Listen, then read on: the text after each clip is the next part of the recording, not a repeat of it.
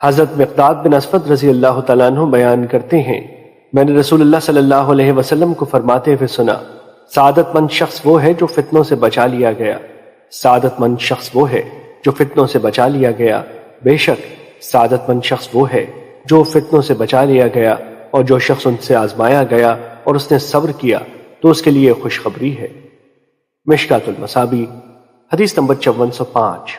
حضرت ثوبان رضی اللہ تعالیٰ عنہ بیان کرتے ہیں،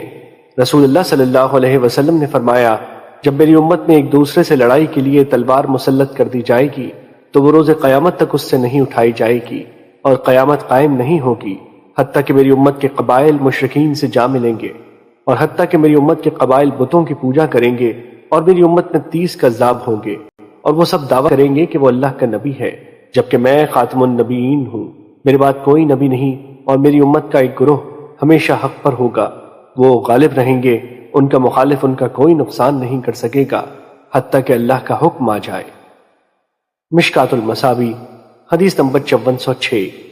حضرت عبداللہ بن مسعود رضی اللہ تعالیٰ عنہ نبی صلی اللہ علیہ وسلم سے روایت کرتے ہیں،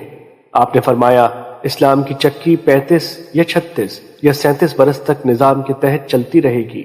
اگر انہوں نے اختلاف کیا اور دین کو بے وقت سمجھ کر ہلاکت کو اختیار کیا تو پھر ان کی راہ وہی ہے جو ہلاک ہوئے جیسے سابقہ امتیں، اور اگر ان کے لیے ان کا دین قائم رہا تو وہ ان کے لیے 70 سال تک رہے گا۔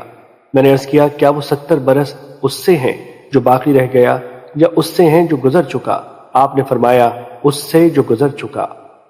مشکات المصابی حدیث نمبر 5407۔